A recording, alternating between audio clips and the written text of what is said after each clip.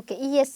SPF ఏదైతే ఉందో మీరన్నట్టు సన్ స్క్రీను కొంతమందికి మార్కెట్‌లో తీసుకొచ్చి పెట్టిన తర్వాత వాళ్ళకి ఎలర్జీస్ రావడం, పింపుల్స్ రావడం, ఇంకేదైనా సైడ్ ఎఫెక్ట్స్ వస్తుంటాయి. సో, ఎలా వాళ్ళ యొక్క సన్ స్క్రీన్‌ని వాళ్ళు రికగ్నైజ్ చేసి వాళ్ళు వాడాలంటారు? That's when our expertise comes and you have to come down to the clinic to see what is your skin type first, and then accordingly మన ఫార్ములేషన్స్ కూడా depend అయి ఉంటాయి అనమాట. జెల్ బేస్డ్ వస్తుంది, water based వస్తుంది, cream based వస్తుంది. So dry skin వాళ్ళకి usually cream based suggest చేస్తాము. ఆయిలీ స్కిన్ ఉన్న వాళ్ళకి మనము water based or like gel based ఇస్తామన్నమాట. సో పోర్స్ క్లాగ్ చేయకుండా వాళ్ళకి పింపుల్స్ రాకుండా చూస్తామన్నమాట. అండ్ కొంతమంది ఆ వైట్ క్యాస్ట్ అనేది దే డోంట్ లైక్ ఇట్. మనకి అయ్యగానే వైట్ కనిపిస్తుందండి, నాకు సన్ స్క్రీన్ వద్దు అంట. But it actually physical sun screen అనమాట వైట్ క్యాస్ట్ ఇచ్చేది. ఆ ఫిజికల్ సన్ స్క్రీన్ ఉన్నది కూడా మనం వైట్ క్యాస్ట్ రావద్దు అనుకుంటే వీ కెన్ మిక్స్ కాంబినేషన్లో కూడా మనకి సన్ స్క్రీన్స్ వస్తాయి. లేదంటే we can go for chemical sunscreens అనమాట. So first come to us, let's diagnose what is your skin type, then we can choose according to your skin type. But basically aithe these are the norms for non clogging, pores clog cheyani non oil production, like dan meed untundandi. For oily type of skin non pore clogging sunscreens అని ఉంటాయి. వాళ్ళకి more of acne prone skin వాళ్ళకి they can choose those sunscreens అనమాట. ఇది వాళ్ళకి అంటే వాళ్ళకి తగ్గట్టు కాకుండా కనుక వేసుకున్నట్లయితే నిజంగానే ఈ పింపుల్స్, పిగ్మెంటేషన్స్ ఎక్కువ అవుతూ ఉంటాయా యాక్నే? ఎస్, డెఫినెట్లీ ఆ పోర్స్ క్లాగ్ చేయడము, వాళ్ళకి సెట్ అవ్వని సన్ స్క్రీన్ వాడుతున్నప్పుడు దే యాక్నే ఫ్లేర్ అప్ అవ్వడము అండ్ లైక్ న్యూవర్ కోమెడోన్స్ రావడము అవన్నీ చూస్తామండి. సో యాక్నే గురించి డిస్కస్ చేద్దాం ఇప్పుడు. ఇందాక ఎలాగో మీరు అన్నారు, ఐ మీన్ యాక్నే జనరల్గా హార్మోన్స్ ప్రాబ్లం వల్ల వస్తాయని అంటారు. కానీ కెమికల్స్ సంబంధించి ఏవైతే ఈ ప్రొడక్ట్స్ ఉన్నాయో ఇవి కూడా వాడడం వల్ల సైడ్ ఎఫెక్ట్ వల్ల కూడా పింపుల్స్ వస్తున్నాయని కొంతమంది చెప్తున్నారు. సో ఏది కరెక్ట్? సో యాక్నే కని చాలా రీజన్స్ ఉంటాయండి. There are many reasons like hormonal imbalance we have to say their medications if they are using any medications. Age is of course a problem and genetics వాళ్ళ ఫ్యామిలీలో run అవుతున్నప్పుడు they will come up with newer acne. Like physical activity లేకపోవడం, PCOS ఉండడం, thyroid problems ఉండడము and there like scalp problems like ఎక్కువ dandruff issues ఉండడము, అవన్నీ మనం చూసుకోవాలి. Environmental issues, food issues, so gut inflammation ఏమన్నా ఉందా అన్నీ చెక్ చేసుకోవాలి. సో దాన్ని బట్టి we have to choose their products and their skin care routine and different things will come up. Like we have to diagnose, lab టెస్ట్లు చేపిస్తాం మనం first, దేని వల్ల వస్తుంది యాక్నే, మనకు ఎందుకు ఫ్లేర్ అప్ అవుతుంది అని. Then according to that we will treat them అనమాట. అలాంగ్ విత్ స్కిన్ కేర్ మనం ఇంట్లో వాడే లైక్ రొటీన్ థింగ్స్ కూడా, స్లీప్ ప్రాపర్గా ఉండాలి, ఎక్కువ ఫోన్ చూడడము ఇవన్నీ కూడా ఎక్కువ అయిపోతున్నాయి. అదే ఫోన్ని మనము మల్టిపుల్ టైమ్స్ టచ్ చేస్తాము, దాన్ని తీసుకొచ్చి ఇక్కడ పెట్టేసుకుంటాము. సో ఆబ్వియస్లీ దట్ ఆ ఇన్ఫెక్షన్ మన చేతి నుంచి ఆబ్వియస్లీ వెళ్ళిపోతుంది. కొంతమందికి పిక్ చేసుకునే అలవాటు ఉంటుంది బాగా ఊరికే ఫేస్ మీద. So we never advise them to touch their face అనమాట. సో అలా కూడా మనం ఇన్ఫెక్షన్ స్ప్రెడ్ అవుతుంది. పిల్లో కేస్ ఉంటుంది కదా, రిపీటెడ్గా యాక్చువల్గా పిల్లో కేస్ మనం అదే ఆయిల్ పెట్టుకొని పడుకుంటాం బెడ్ మీద, ఆ పిల్లో కేస్ అలాగే ఉంటుంది 10 days 15 days. But we have to keep changing the pillowcase. ఇలా small things matters a lot అనమాట.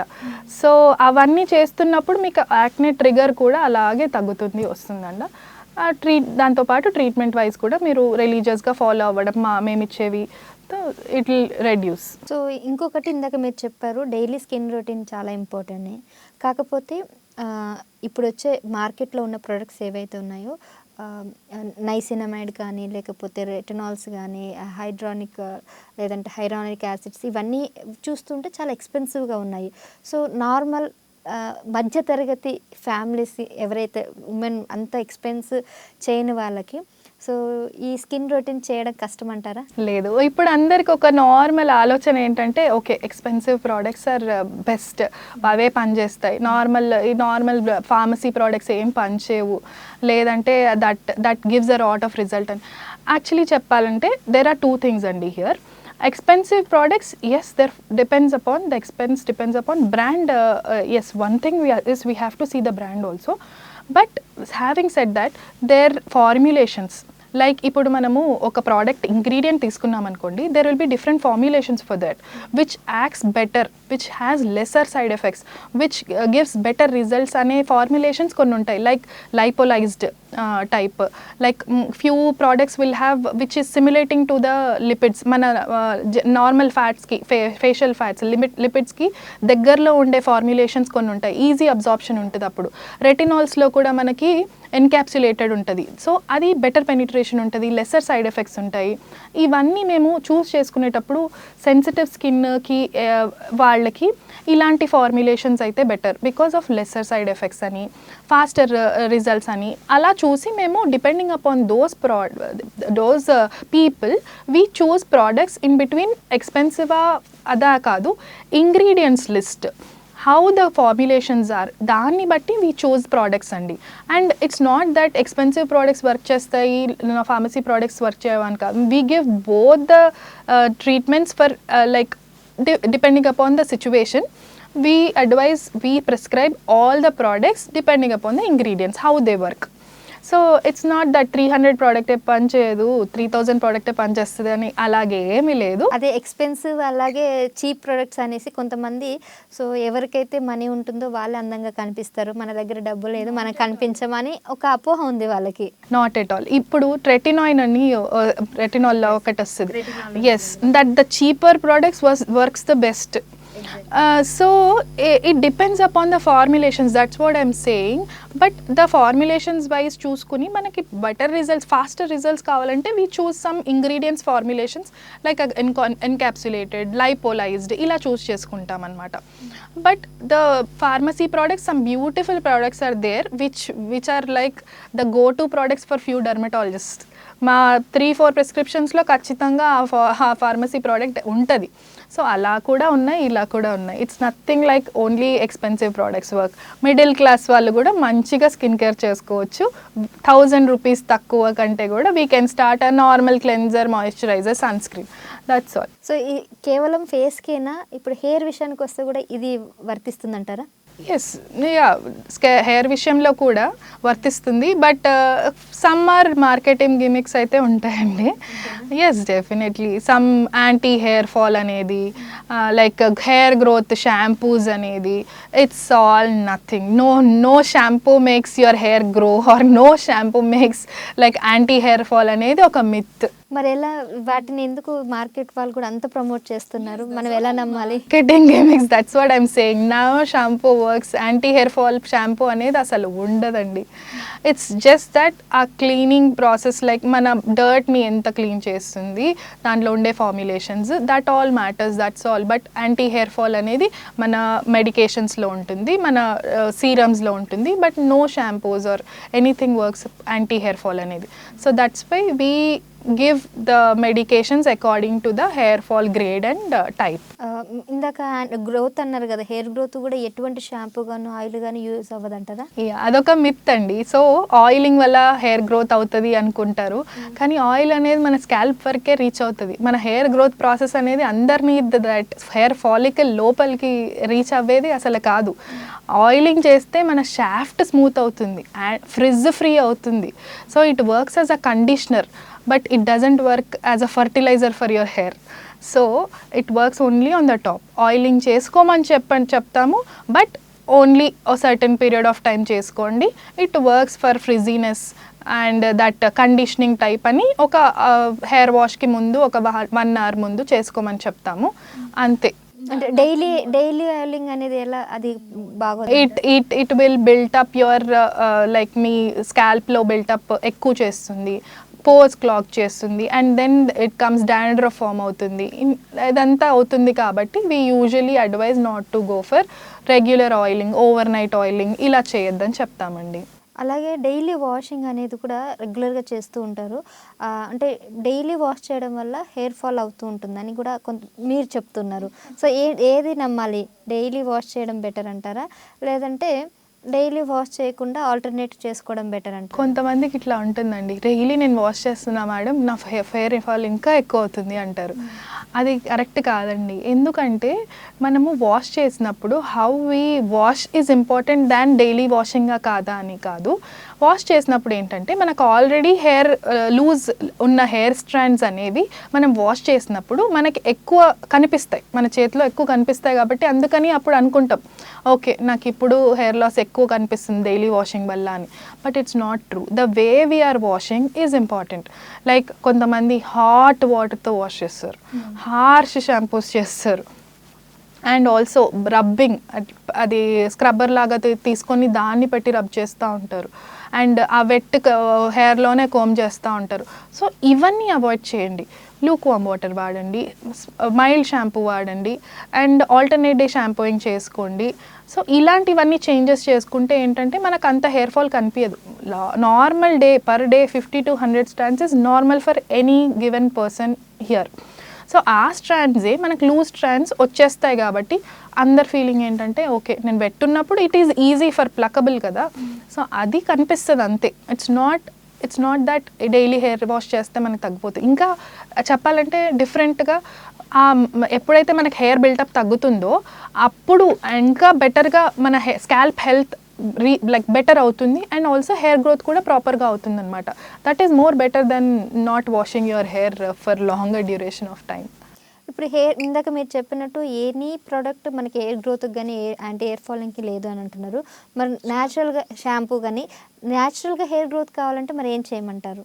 న్యాచురల్గా హెయిర్ గ్రోత్ కావాలంటే హెల్దీ స్కాల్ప్ ఉండాలండి. That's is what good diet, good exercise, good food. So ఇవన్నీ, no smoking, no alcohol, bad habits ఉండకుండా, good sleep. So ఇవన్నీ మనం చేస్తున్నప్పుడు న్యాచురల్గా హెయిర్ గ్రోత్ అవుతుంది. అలా కాకుండా మన సప్లిమెంట్స్ ఎలాగో ఇప్పుడు హెయిర్ గుడ్ హెయిర్ కావాలి అంటే supplements, most of the people are going for supplements also. So వాళ్ళ వైటమిన్స్ లైక్ మన ఎప్పుడైతే ఫెరిటిన్ కానీ, థైరాయిడ్ లేకపోవడం కానీ, హార్మోనల్ ఇంబ్యాలెన్స్ లేకపోవడం, జెనెటిక్స్లో లేకపోవడం ఉన్నప్పుడు you can manage with your supplements కానీ అలాంగ్ విత్ గుడ్ హ్యాబిట్స్.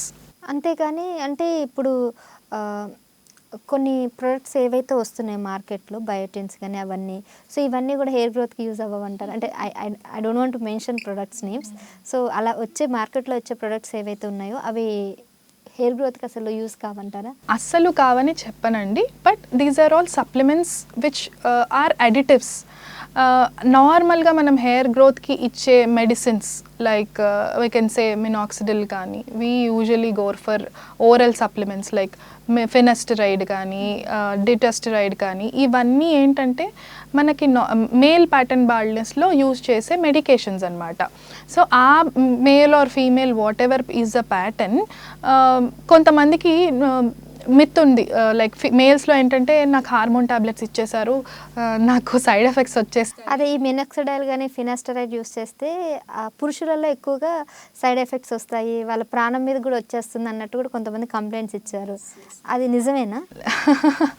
లేదండి, లేకపోతే ఇది ఓవర్ ద ఇయర్స్ నుంచి మన డర్మటాలజిస్ట్ ఎందుకు ప్రిస్క్రైబ్ చేస్తున్నారు, why patients are seeing results with that. ఏంటంటే ఇది సైడ్ ఎఫెక్ట్స్ ఉంటాయా అనేది 2 to 3% అన్న పేషెంట్స్కి మాత్రమే ఉండే side effects. And also when we stop the medication we immediately see the results, మళ్ళీ బ్యాక్ టు నార్మల్ అయిపోతారు.